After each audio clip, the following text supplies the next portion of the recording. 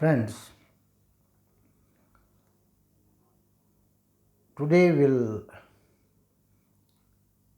I'll give a talk on the second part of the lecture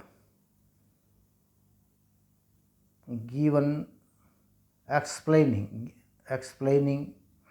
manas, buddhi, chitta, ahankar and hridaya.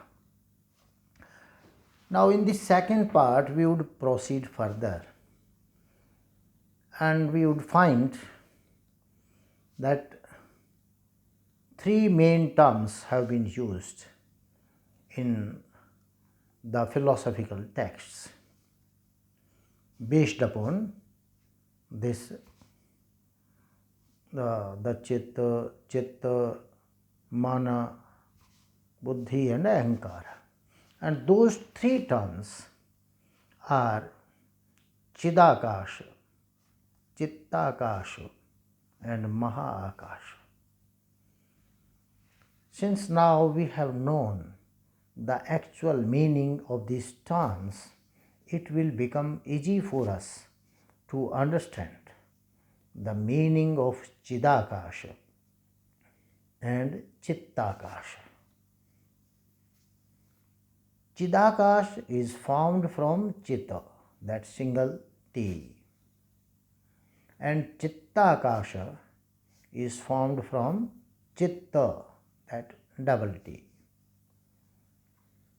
So, after knowing easily the difference between chitta and chitta, we will be able to understand the meaning of chidakasha and chittakasha easily. As we know, chit means pure mind without any impressions or information from external, this visible world. That is pure mind. So chidakasha means the sphere of the Brahman where there is no impression of the visible world. Chidakasha is the sphere of Brahman where there is no existence of the visible world. And there is third term, mahakasha. Mahakasha is the material sphere.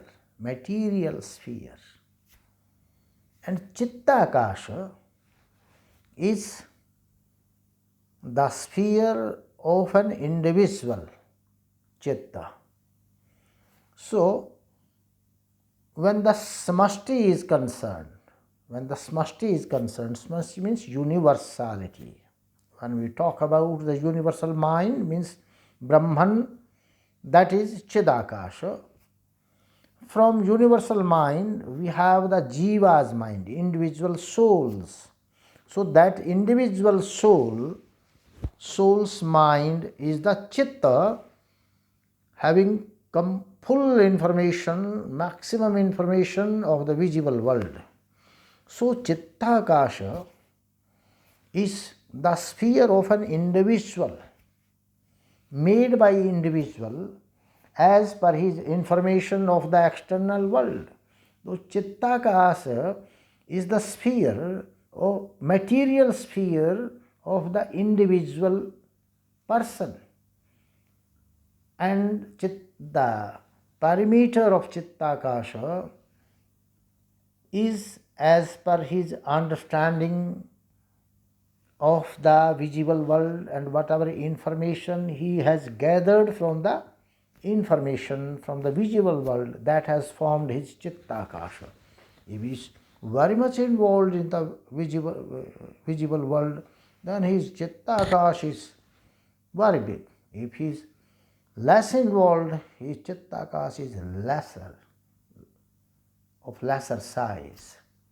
So this is how the chittakasha is formed.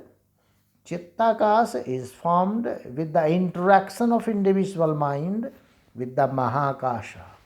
Mahakasha is the material sphere within which the whole universe, these heavenly bodies, celestial sphere, and everything is contained.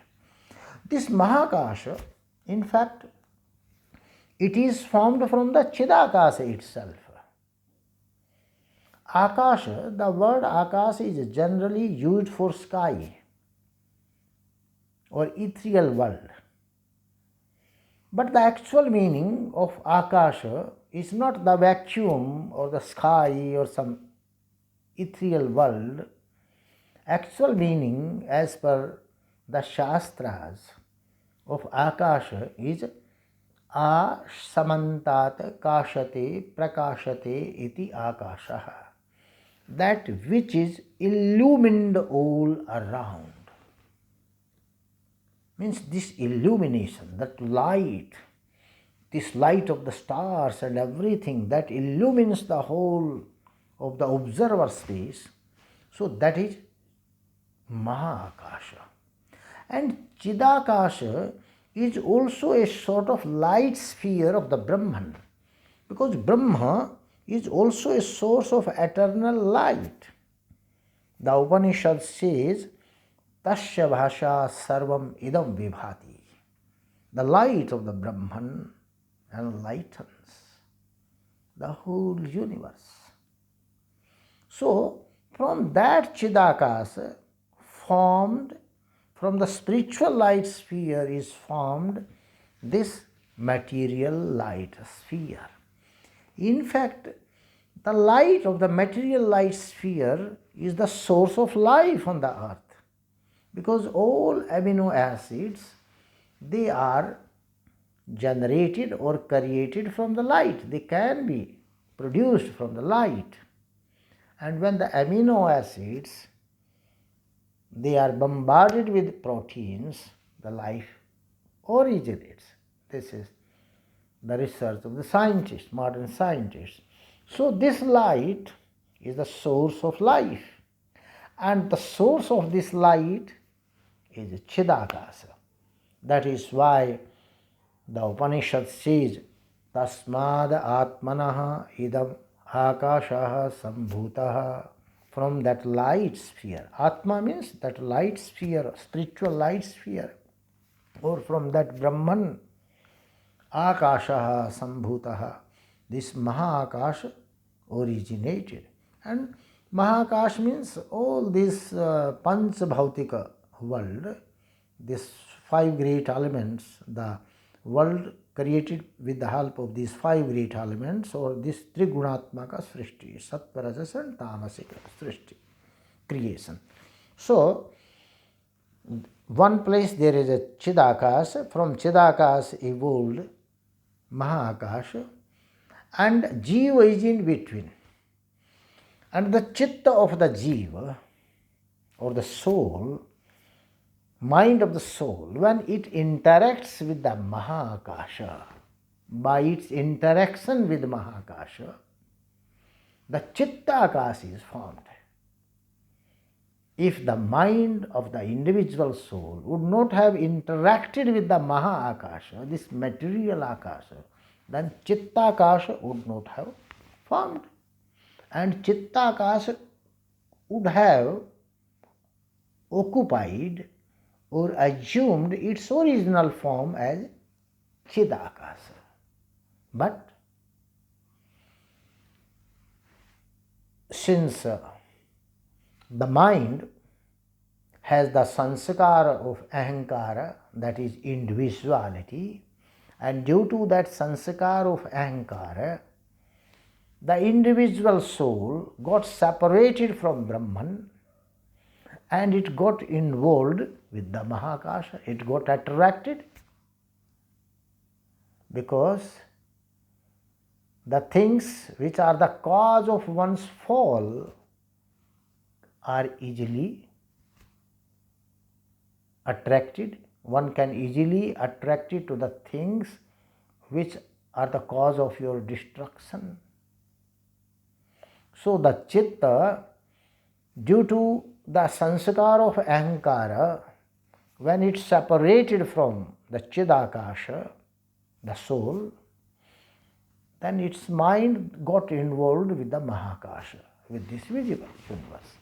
And he had, as per its interaction with this visible world, it formulated its own akasha, material world. Its own material world it formed, and that is known as chittakasa. So, this whole material world, what is outside, the philosopher says that this is nothing. This world, what you visualize outside, in fact, is the creation of mind, because that world is within the sanskar of the mind. If this world would not have been in the sanskar of the mind, your chittakas would have been empty, then you would not have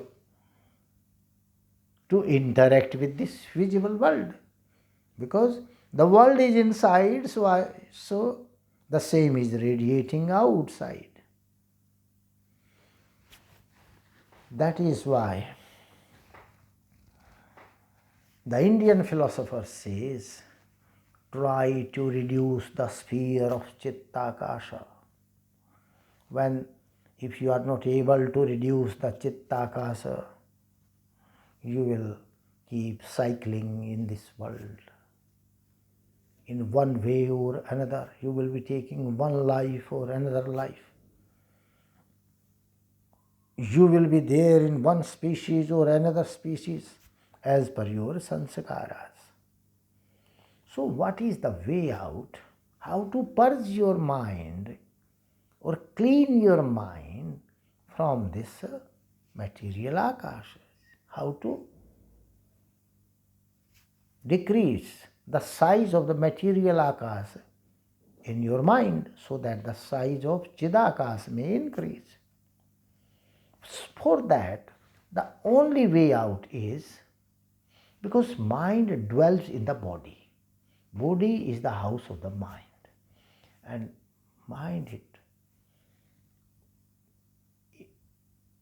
there is a saying, healthy body keeps the healthy mind. So it depends upon your body, what type of mind you want to have. So if you want to have if you want to push your minds towards a spirituality or chidakasha, then you will have to do some changes in your body. Body is the ground. So if you want a particular type of fruit, you will have to grow the same tree. So body is the ground where the tree can be grown. So what will happen? You will have to change your food and drinking habits. Then you will have to make your body suitable to your chidakasa, not to the chittakasha. If your body is suitable to chittakasha, then you are not going to get rid of it. So for that matter, a method is there. There is a way out. And Bhagavad Gita and all our Shastras, Ayurveda, they have dealt with the subject a lot about food system, food habits and all. So the food is of three kinds, sattvika, rajasika and tamasika.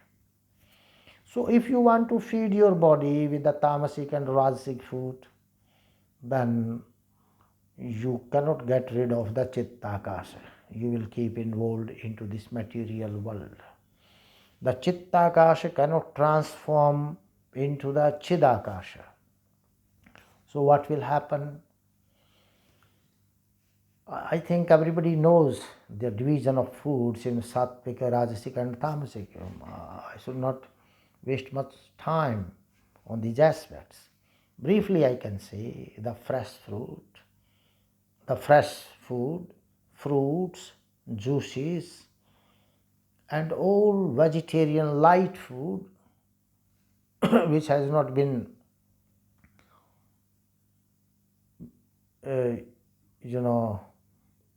cooked in oil or ghee, means it should be light, it should not be hard to digest. That food is the sattvic food. And this all the food that is cooked in oil or ghee, that has made very strong and hard to digest. So that type of food is the Rajasic food. And the stale food that has been preserved for 5 or 10 days, then you are eating it, tinned foods. These are all tamasic foods, meat, flesh, wine, these are all tamasic. So if we are going to feed our body with the tamasic food, what will happen? The body is going to produce your chitta of tamasic type. For example, if somebody is going to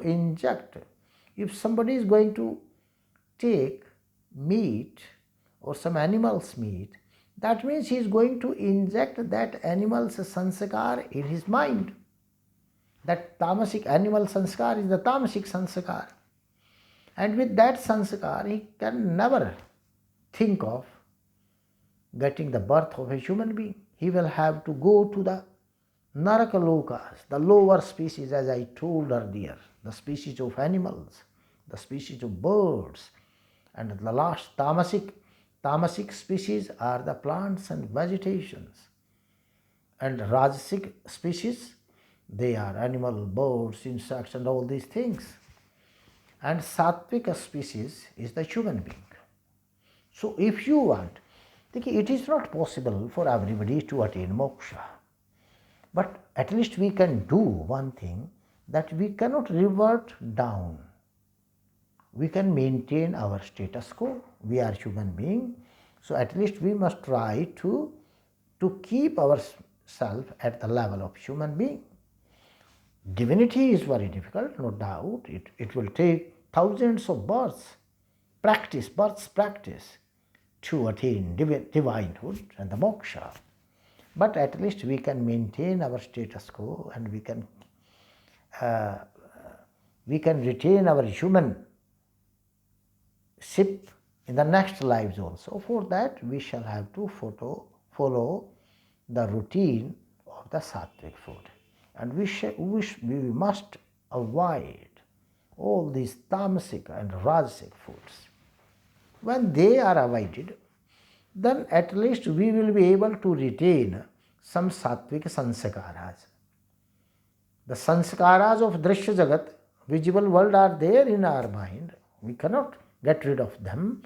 But at least having the tamasic and rajasic sanskaras, we can have some sattvic sanskaras, so that we can maintain our human life in the next lives also. So this is the whole procedure, how to purge the mind. First purgation of the mind can take place with the purging of the body. If we are able to maintain a sattvic body, then our mind can come out of rajasic and tamasic status, and it can go with the sattvic conditions. Once you are able to attain the sattvic condition of a mind, then you can easily go higher up. You can get rid of slowly and steadily, you can start getting rid of these tamasic and of this visible world. Whether it is tamasic, rajasic, you have already abandoned, but this sattvic visible world, you may also get rid of it. And this will take a lot of time. Sometime the people question, how can a human being live without the visible world? No doubt everybody has to live in this visible world, but we won't have to involve intensely in the visible world, living in the visible world. But if we are involving ourselves to that spiritual world, that is the way of life, how to maintain it. There is a very good story regarding King Janaka, that Sita's father, and a seer came to his house, a rishi, a sage came to his house. And King Janak was known as a Jivan Mukta, living liberated man, king. And that sage, that seer asked a question to the king. "O king, how can you retain all the status of Jivana Mukti? You are a king, you are always dealing with the people and involving in this material world through your functions and acts. You cannot get rid of it, but still you are in the stage of Jivan Mukta." We will talk about this Jivana Mukta, Videha Mukta and Moksha in the next lecture because it will be too big. Then King Janak told, "Okay, my dear sage, you take your food, you take your meals first, then we'll sit and discuss all this. I'll give you the answer to your questions." He was taken to the guest house, he was given food. But king ordered his attendants, he told, "Swing a sword over the head of the sage when he used to take meals." So the sage was asked to enjoy, relish the food. Delicious food was served to him, but over his head a sword was hanging. The sage got frightened, and every time when he was taking food, his attention was towards that sword, and he used to think, maybe this sword may fall down, and he may be killed. So he completed his meals. After that, he was taken back before the king, and king asked him, "So you have taken your meal? You are fully satisfied?" He told, "Yes, I have taken it. I am satisfied." The king told, "What you took in the food? What you ate?" Sage told, "O king, a sword was hanging over my head. I had a fear. I was looking at the sword all the time while eating food. I don't know what I had taken. So I don't know that." Hearing this, King Janak told, "This is how I am dealing with this material world. I am just doing my job, that spiritual job. I am always 24 hours, every second of the 24 hours, I am meditating upon Brahman, that spiritual sphere, that chidakasha, and doing work in this mundane world. This is how I am maintaining my status as a Jivana Mukta." Hearing this, the sage got astonished. This is the way out. There are so many ways out. It's not that if you want to become spiritually high, then you will have to leave this world, you will have to go to the jungles or some hills, Himalayas. It's not necessary. Even a grihasthi, householder, he can be a great yogi. And there are so many examples. Lahidi Mahashaya from Bengal in 19th century. He was a great yogi. He was a grihasthi. So there are so many examples. So grihastha, sannyas, these are the different parts of life. But you can purge your chittakasa from this visible world, and you can start your journey for transformation into chidakasa. So these are the differences between chidakasha, chittakasha and mahakasha. If you will get involved with the mahakasha, then your chittakasha will be of a greater sphere. It will increase. And if you will get yourself less involved with this material world, your chittakasa will reduce and chidakasha will increase. And with the increase of chidakasa, you can keep increasing your chittakasa, and finally you will have a maximum. The entire chittakasa will be replaced by chidakasa, and that will be the status of Jivana Mukta. And for this, mind it, not one life is required. It will take thousands of lives. Effort of the thousands of lives will lead you to this direction. So whatever you understand today, try to increase it. Do practice daily, and that practice, abhyas vairagyabhyam tannirodha, will lead you towards your goal of moksha. Moksha is not only just emancipation, but how to get rid of the sufferings of the mundane world. That is also moksha. The less and less involvement with the chidakasha will lessen your sufferings. The more and more involvement with the mahakasha will increase your sufferings. So you will have to decide whether you want to live a happy, healthy life, or you want to have a life of stress, depression, sufferings, pains, sometimes happiness, sometimes painful events. So how to control this? This will teach you how to control your pains, how to balance yourself at the time of suffering and pleasure. So that balance we can learn if we are able to understand this secret of chidakasa, chittakasa and mahakasha. So we are in between two.